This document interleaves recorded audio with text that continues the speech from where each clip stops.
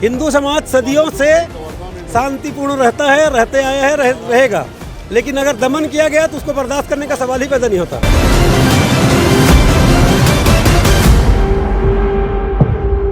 कवर्धा में हुए भगवा ध्वज के अपमान के मामले में जब हिंदूवादी संगठनों पर कार्रवाई हुई और उसके बाद उन्हें जेल भेजा गया, आज जेल से ये लोग सभी रिहा हुए हैं, जमानत पर रिहा हुए हैं। इन सभी हिंदूवादी संगठन के लोगों से बात करना चाहेंगे। रतन यादव हैं इस वक्त, इनको साथ लेकर चल रहे हैं। रतन जी बताएंगे कि जो आज हिंदू संगठन के लोग जमानत पर रिहा हुए हैं, आगे सरकार को और जो लोग हैं समाज को संदेश क्या है आपका? सरकार को बताना चाहूँगा कि हिंदू समाज के धैर्य का परीक्षा बार बार ना लें। आपने 15 दिन से 15 और 4 दिन और बढ़ा लीजिए, 19 दिन से आज हमारे कार्यकर्ताओं को आपने जेल में डाल के रखा हुआ है। आपने तोड़ने का पूरा प्रयास किया, लेकिन हिंदू समाज का कोई कार्यकर्ता टूटा नहीं। आप और भेजेंगे जेल, हम और जाएंगे। हम जेल से डरने वाले लोगों में से नहीं है। लेकिन ये बताना चाहते हैं कि हिंदू ध्वज का, भगवा ध्वज का जो अपमान आप लोगों ने, ये जो विधर्मियों ने किया, उसको हम बर्दाश्त करने के मूड में नहीं हैं।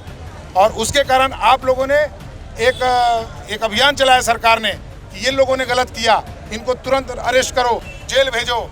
अरे भाई, आपका इंटेलिजेंस फेल है, आप जो खुफिया तंत्र लगाए वो फेल है। आप पता करिए किसने तोड़ फोड़ किया, क्या किया, उसको अरेस्ट करके भेजिए। आप हिंदू समाज को घर से उठा के ले जा करके आप जेल में डालिए। इसका हम विरोध करते हैं, निंदा करते हैं। आने वाले समय में हम जेल भरो आंदोलन जैसी स्थिति में हम करने के लिए यहाँ तैयार बैठे हैं। हिंदू समाज में जैसे एक कहावत रही है कि सर्वे भवन्तु सुखिनः सर्वे सन्तु निरामया, सभी के अच्छी कामना करता है हिंदू समाज। लेकिन आज ये जो घटना हुई है उसके बाद से कैसा परिवेश देखने को मिल रहा है? हिंदू समाज कितना आक्रोशित है? हिंदू समाज बहुत ज़्यादा आक्रोश है, और ख़ास तौर पे विधर्मियों के खिलाफ, जो हिंदुओं के खिलाफ काम लगातार कर रहे हैं, उनके खिलाफ हिंदू समाज बहुत आक्रोशित है। और जो मुस्लिम समाज के जो लोग हैं, जो उसमें गलत जो लोग हैं, उनके हम विरोध करते हैं और उनका आर्थिक रूप से हम बहिष्कार करने का आपके मीडिया के माध्यम से हम समाज को आह्वान भी करते हैं। यहाँ जितने लोग हैं, सबसे मेरा निवेदन है कि आप लोग आर्थिक बहिष्कार करें इनका, और जो इनका सपोर्ट करता है उनको भी सामाजिक स्तर पर इनका बहिष्कार होना चाहिए। जय जय श्री राम।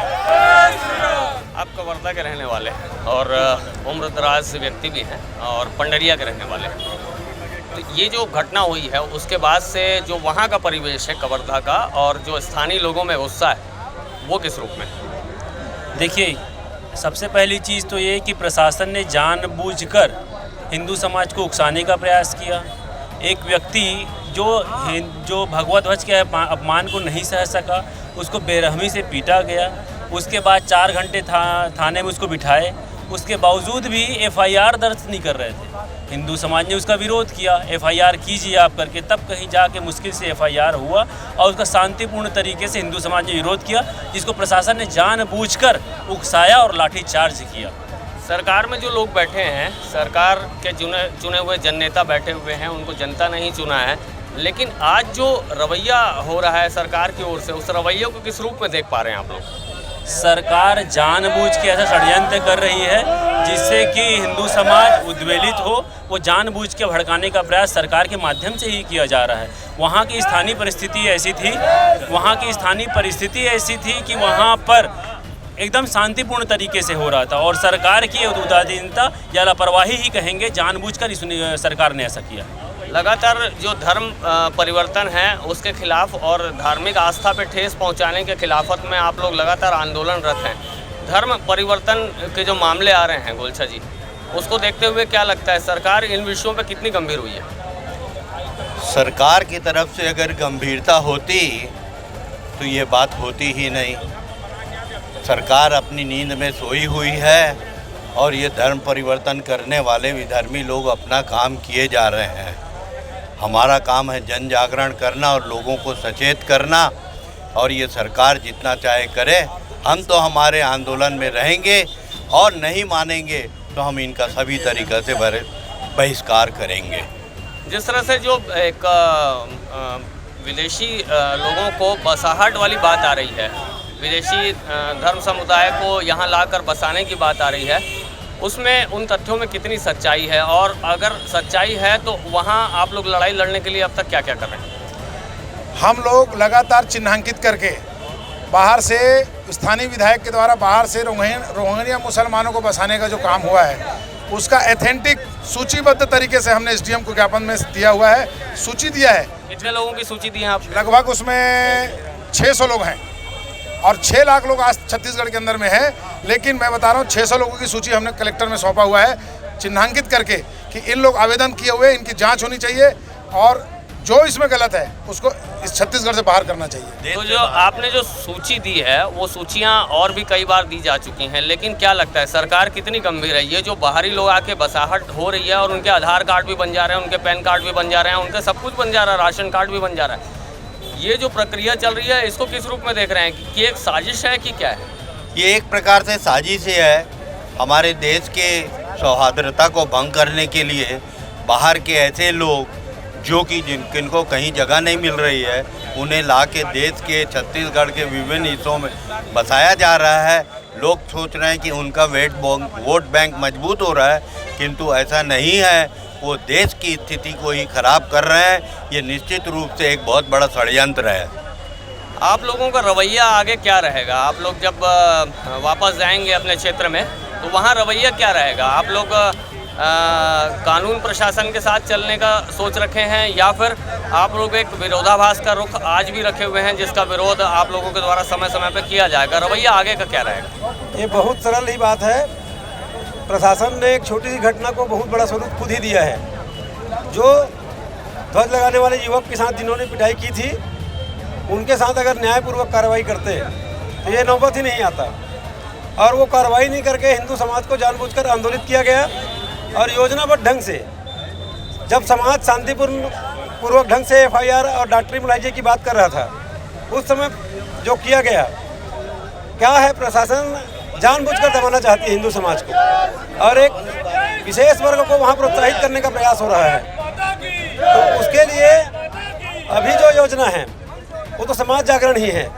समाज जागरण ही अंतिम उपाय है।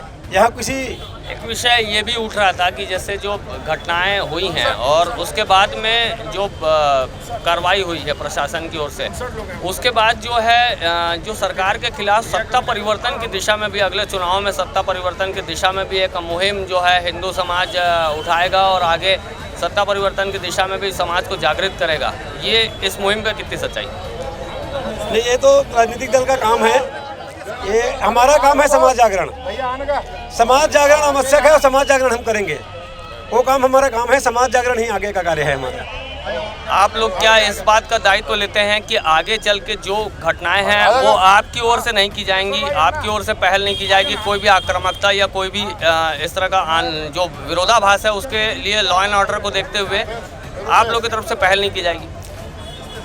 हिंदू समाज कभी भी आक्रामक नहीं रहा है। इस घटना में भी जो माकर्मा का चौक है, माकर्मा चौक है, उसमें मुस्लिम समाज द्वारा जबरदस्त ध्वज लगाया गया, लेकिन हमने कभी विरोध नहीं किया। हमने तो अपना जो पुराना ध्वज लगा हुआ था उसने वो बदलने गया था वो युवक, उसके साथ मारपीट किया गया और पुलिस प्रशासन के सामने मारपीट किया गया, फिर भी प्रशासन मौन रहा। आखिर क्या करे हिंदू समाज? एक युवक को पीटा गया, पुलिस वहाँ पे स्वयं गवाह है और कार्रवाई नहीं की गई। उसके बाद हमको ये कहा जा रहा है कि हिंदू समाज जानबूझकर वहाँ कर रहा है और सबको दंगाई बताया गया। कौन दंगाई है यहाँ? ये बताए ना शासन। क्या हमको अपने धर्म के ध्वज की रक्षा करने का अधिकार नहीं है? और वो माँ कर्मा चौक है, कोई अन्य कोई चौक नहीं है, किसी मुस्लिम के नाम पर नहीं है जहाँ पे वो हरा ध्वज लहराया गया था। हमारा परंपरागत ध्वज वहाँ से लगा हुआ था। फटे हुए ध्वज को नवरात्रि आ रहा था इसलिए बदलने का हम प्रयास कर रहे थे। और इस तरह से अभी जो जमानती प्रक्रिया हुई है, जाहिर सी बात है जो भी आपके साथी हैं उनके ऊपर में केस तो आगे चलता रहेगा। तो आपको क्या लगता है, जब कार्रवाई अनैतिक हुई है, जब जांच अनैतिक हुई है और जब आपके ऊपर में जेल तक भेजने की कार्रवाई हो चुकी है, आगे जो कानूनी प्रक्रिया है उसके लिए क्या कहना चाहेंगे? नहीं, उसमें जो किया गया है वो गलत है। ये लोग, बहुत से लोग ऐसे हैं इसमें जो आए थे वो विद्यार्थी हैं, बहुत से लोग ऐसे थे जो राहगीर हैं, बहुत से लोग ऐसे थे जो अपने घरों में थे। जबरदस्ती उठाकर उनको लाया गया और दमनात्मक प्रहार किया गया। पर्याप्त फोर्स ऐसा बोलते हैं कि 6 एसपी वहाँ थे, 2 आईजी वहाँ थे, सारे लोग इतने लोग मिला करके क्या करना चाह रहे थे? एक छोटा सा नगर है कवर्धा, वहाँ पे ये 6 जिले की पुलिस क्या कर रही थी? पूरा इतना फोर्स क्या कर रहा था? ये तो बताना पड़ेगा ना उस छोटे से समाज को। और कर्फ्यू और 144 किसके लिए लगाया गया? हिंदू समाज सदियों से शांतिपूर्ण रहता है, रहते आया है, रहेगा, लेकिन अगर दमन किया गया तो उसको बर्दाश्त करने का सवाल ही पैदा नहीं होता।